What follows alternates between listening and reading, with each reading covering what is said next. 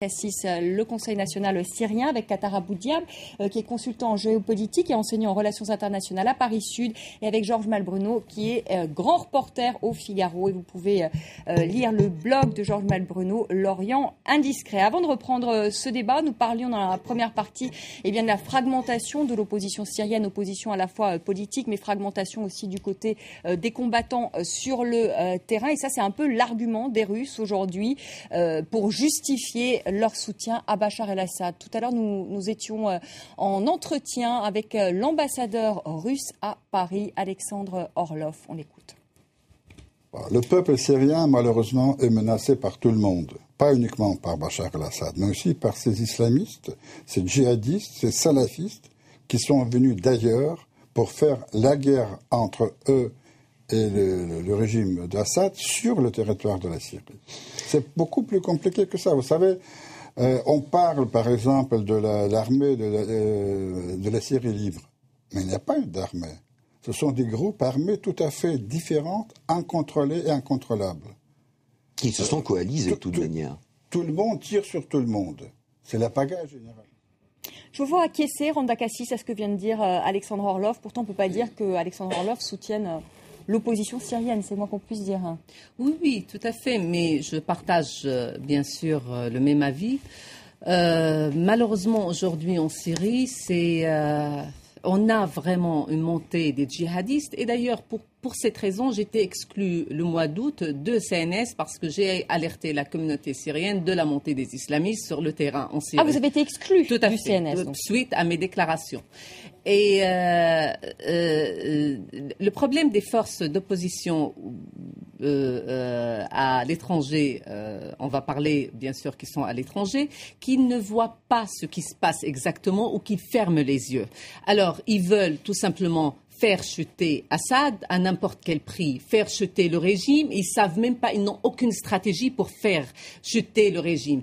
À la place de dire faire chuter le régime, comme il l'a dit le texte fondateur de la coalition, le premier point, c'est nous voulons faire chuter le régime avec ses symboles et ses piliers. Plutôt avoir une stratégie beaucoup plus souple pour travailler, diviser le régime à l'intérieur, parce qu'il ne faut pas ignorer que la communauté alawite est une communauté qui est très bien armée, bien entraînée, bien organisée, bien structurée, beaucoup plus que les autres. Ils ont vraiment des vrais combattants. Alors, à la place de pousser la communauté alawite, les autres communautés, les minorités qui forment 35% de la population syrienne, de se battre jusqu'à la mort, mieux de discuter, entamer des négociations. Je suis d'accord qu'aujourd'hui, tant que le régime est fort, il n'y a pas de négociation.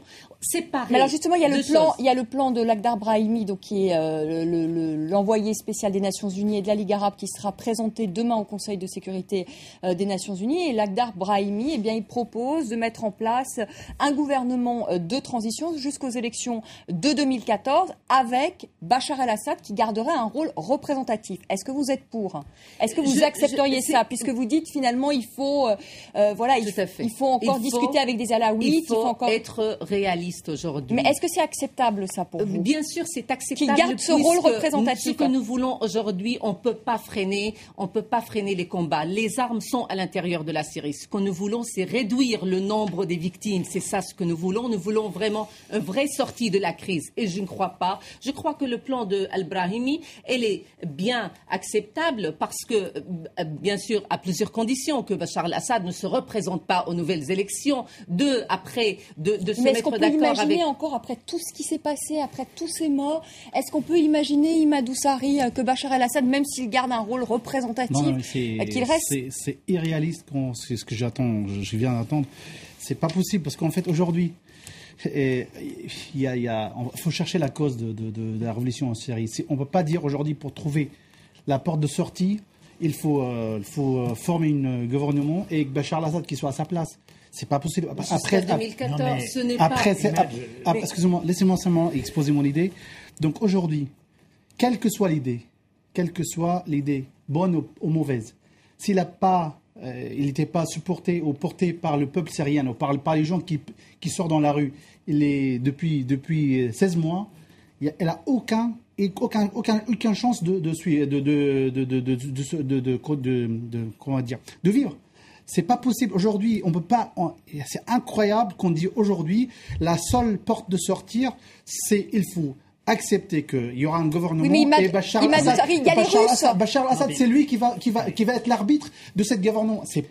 Georges Malbruno. On marche sur la tête. Vous avez tout à fait raison, Imad. Je suis tout à fait d'accord avec vous. Mais le problème, c'est que qui vous dit que le régime ne va pas être là encore dans 3 mois et que les victimes ne vont pas s'ajouter aux victimes et que par conséquent, et quand je dis 3 mois, ça peut être 6 mois. Par conséquent, le plan Brahimi, c'est la diplomatie. On a en parallèle sur le terrain l'axe militaire. Il y a une contradiction flagrante, d'ailleurs, qui n'est pas assumée par un certain nombre de pays occidentaux qui soutiennent officiellement l'Ardar Brahimi, mais qui disent en aparté, de toute façon, ça n'est plus le moment de la diplomatie, puisque le régime va tomber. Très bien, mais on a dit ça effectivement il y a 6 mois aussi. Et donc, bien sûr que ça va arriver, mais combien de morts supplémentaires faudra-t-il ? Et est-ce que ça arrivera avant 2014 ? Personne n'est capable de le dire, peut-être. Donc c'est pour ça que... Vont permettre, Georges, quand les gens qui sont sortis dans la rue, qu'ils ont répété la même phrase, le peuple, il veut la chute du régime.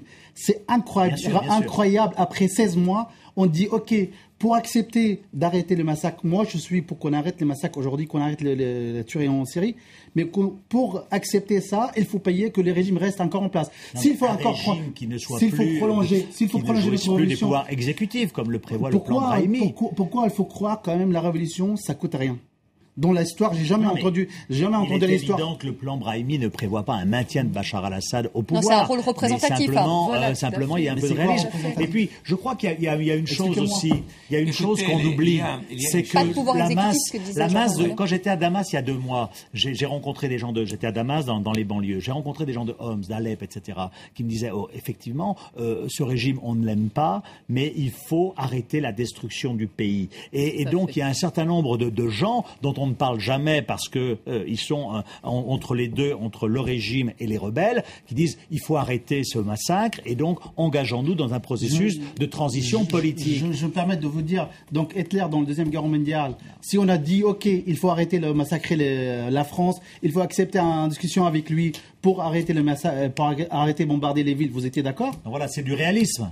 C'est une question de réalisme. Tout le monde est d'accord. C'est une manière aussi de permettre de rallier aussi les Russes à ce plan. C'est aussi justement pour être réaliste, est-ce que les Russes aujourd'hui sont prêts à lâcher le morceau de la Syrie ? Bien sûr que non. Voilà. Alors justement, on écoute Laurent Fabius et je vous fais réagir Qatar Abou Diab sur les Russes. Laurent Fabius qui était ce matin chez nos confrères de France Inter et qui a dit qu'il était temps de remettre les Russes à bord. On l'écoute. Si on veut éviter un déchirement total, il faut essayer de remettre les Russes à bord. Donc nous sommes en train d'essayer de construire, mais c'est d'abord aux Syriens qu'il appartient de le faire, une alternative à Bachar, et nous espérons que les Russes finiront par comprendre ce point de vue. Qatar Abou Diab. La clé, c'est une fois encore, on le dit sur ce plateau, les Russes. Le réalisme s'impose toujours. Lorsqu'on peut faire des compromis et arrêter les fusions de sang, c'est pas mal, c'est souhaitable. Mais c'est vrai, après tellement de malheurs, après 20 mois, c'est vrai, ces paroles, avant les élections législatives faites en Syrie, si Bachar al-Assad était courageux pour dire « j'arrête la politique », après 2014, je laisse le pouvoir, il aurait pu faire quelque chose avant son référendum fictif, avant les élections. Maintenant, c'est très tard. Je pense que c'est pas très tard. Pourquoi ? Car c'est vrai, la diplomatie devient à la remorque. Maintenant, même s'il y a des gens qui décident d'arrêter les conflits sur le terrain, ces conflits, on ne peut pas l'arrêter. Pour cela, il y a une chose, il y a une sortie. Ces pays, comme je disais à l'époque... Ça, c'est la bonne question de Georges Malbruno. Est-ce que le conflit s'arrêtera avec la chute de Bachar al-Assad ? Comme je disais à l'époque pour la Libye, même peut-être Kadhafi, il a fait de bonnes choses, de mauvaises choses. Mais en fin de compte, la Libye n'appartient pas à Kadhafi. La Syrie n'appartient pas à la famille Assad. Il faut comprendre ces choses. Et pour cela, moi, je suis d'accord avec Farouk al-Shara, par exemple, les vice-présidents, ou quelqu'un alaouite de l'armée syrienne qui vient à la place de Bachar al-Assad dans cette période transitoire. C'est ça la solution. La solution de trouver un général alaouite providentiel qui compose avec la rébellion. Si on ne trouve pas ça, apparemment ni les Français, ni les Américains, ni les Russes ne trouvent pas, car les Iraniens bloquent. Il faut trouver les champs. Il faut trouver derrière les coulisses qui bloquent. À mon avis, la décision n'appartient pas au régime de Bachar al-Assad. La véritable décision à Damas, elle est prise à Téhéran et accessoirement à Moscou. Cherchez Téhéran, vous comprenez le blocus de l'affaire syrienne. Vous posez la question tout à l'heure, Georges Malbruno, mais si demain Bachar al-Assad part, est-ce que pour autant le conflit sera terminé, Randa Kassis? Pas du tout. Le chaos, de toute façon, continuera. Nous assistons quand même à une division dans la société syrienne. On le voit. Même dans l'opposition. On rappelle quand même que cette opposition s'est réunie aujourd'hui au Caire et que les discussions achoppent déjà. Je ne suis pas là en train. Dès le début, j'étais pour cette révolte. Je suis anti-Bachar. Ce que je veux aujourd'hui, c'est mettre fin à la destruction de la Syrie. C'est ça qui m'intéresse. Ce qui m'intéresse, ce sont les victimes qui sont en Syrie. Les Syriens pro-Assad, ce sont des Syriens aussi. Les Syriens anti-Assad, ils sont des Syriens. La masse silencieuse a le droit aussi d'exister. Alors voilà, c'est ça. Je ne veux pas parler émotionnellement. J'ai envie de travailler sur tout simplement de réduire le nombre des victimes. C'est ça ce que nous voulons tous. Alors, si nous allons dire non, nous n'allons pas discuter, nous n'allons pas avoir une sortie, sans la Russie, nous n'aurons pas une sortie de cette crise. Avec l'armement, en armant l'opposition, la Russie va armer aussi le régime. On aura plus qu'il y a des armes en Syrie. Chaque arme qui va entrer en Syrie, il va tuer un Syrien. C'est ça, pro ou anti, ou un Syrien qui ne veut même pas des deux. Il y a une masse quand même, quand on parle de la masse silencieuse, quand on parle d'une masse qui veut même pas, ils veulent même pas les deux, ils veulent ni Bachar al-Assad, ils ne veulent même pas de ces forces d'opposition parce qu'il n'y a pas un discours, un vrai discours national. C'est facile. C'est ça le problème. Non, c'est facile. C'est vrai. Mais c'est facile pour dire les choses. Moi, je retourne les questions que vous avez dit. Aujourd'hui, si on laisse Bachar al-Assad au pouvoir, est-ce que ça va continuer le massacre ou pas? Vous avez posé la question, après les chutes de régime, est-ce que il va y avoir des massacres ou il va y avoir encore des mais ordres? Personne n'a envie de laisser Bachar al-Assad au pouvoir, mais c'est ça, vous bloquez sur un truc au pouvoir. Nous parlons d'un mandat qui termine jusqu'à... Je voulais m'exprimer. Non, juste pour savoir, nous parlons d'un mandat. La fin de mandat d'Assad, c'est en 2014. Jusqu'à 2014... Il ne faut pas trop rêver. Est-ce que tu crois... Moi, je ne crois pas trop qu'en armant les forces d'opposition, on aura vraiment, on va faire chuter avant 2014. Tu crois quelqu'un qui a bombardé les villes avec des avions, qui a arrêté qui a arrêté, on va dire, le quart de peuple syrien aujourd'hui. Et c'est acceptable encore qu'on reçoit à la télé comme un président et on va dire, ok, c'est le passation. On va pas vivre avec un cancer dans le stomac. C'est pas possible. Il faut l'enlever. Sinon, un jour, ça va. C'est pas possible. C'est un cancer. On va l'enlever. Justement, ils sont en train de travailler à la façon dont je suis d'accord avec vous. On est tous d'accord avec vous. Émotionnellement, Bachar al-Assad est à rejeter, etc. Ça fait quand même 20 mois que tout le monde dit, on est d'accord sur ce qu'on constate. Simplement, il se trouve qu'au bout de 20 mois, le régime est affaibli, mais il est encore là. Et nul n'est capable de dire si demain ou après-demain... Oui, bien sûr. Mais il est encore là. Donc, est-ce qu'on continue dans cette cascade, escalade de la violence, ou est-ce qu'on essaie de trouver une solution qui, à la fin, permettra à la Syrie peut-être de rassembler les morceaux cassés du puzzle et de dire à Bachar al-Assad, ceux qui peuvent lui dire, les Russes et d'autres, bye bye, et tu vas en Biélorussie ou ailleurs. C'est ça le truc. Je veux dire quelque chose. Quelqu'un qui est arrêté 3 fois, qui était torturé, qui descend encore dans la rue pour dire je ne veux pas Bachar al-Assad. Est-ce que demain il va accepter la proposition de M. Ahmed Brahim? Est-ce que demain, à un moment donné, on fait plus de la politique avec son cœur. Il y a l'affect, on doit blesser l'affect à côté. Je suis d'accord avec toi. Il y a un fracture. Il faut refuser que la Syrie soit l'otage d'une nouvelle guerre froide. Ça, c'est normal. Mais cette guerre froide, elle est là. Elle est même l'otage, j'ai envie de dire, de différents groupes à l'intérieur même de la Syrie. Elle est otage à plusieurs échelons. Échelon intérieur, échelon régional, échelon international.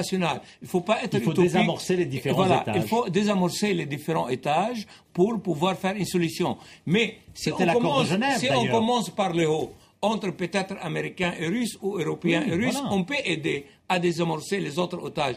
Mais il faut être réaliste dans ces désamorçages. Il faut prendre en compte les souffrances des peuples syriens. C'est vrai, si on peut arrêter les souffrances, tant mieux. Mais d'autre part, passer l'impunité. Aujourd'hui, j'ai appris que le président soudanais al-Bashir est en train de mourir. C'est dommage car il faut qu'il soit jugé avant. Cette impunité en Orient a fait payer aux gens un lourd tribut et beaucoup de dommages. Et surtout pour le peuple syrien, cette histoire des barils d'explosifs, cette histoire même des pratiques de certains opposants qu'il faut dénoncer aussi. C'est impossible de transformer la Syrie et de détruire la Syrie sans pitié. Et ce qui est quand même très décevant, Imad Oussari, en tout cas comme ça de l'extérieur, c'est de voir cette opposition qui se déchire quand même, aujourd'hui encore au Caire. Vous-même, vous avez quitté... Elle ne représente pas la rue syrienne, la révolution syrienne, pour moi. Bah, c'est terrible quand même ce que vous dites. C'est terrible, oui, c'est pas grave. Donc elle n'a aucune légitimité, cette opposition au pas Caire. Non, c'est pas ça, je dis. Elle ne représente pas, c'est pas une légitimité.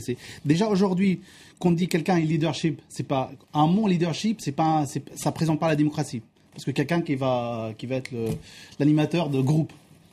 Aujourd'hui, on a besoin des gens qui proposent des projets. Et là, on est dans notre zone, c'est des gens qui veulent avoir plus de places pour l'avenir. Et notamment les islamistes.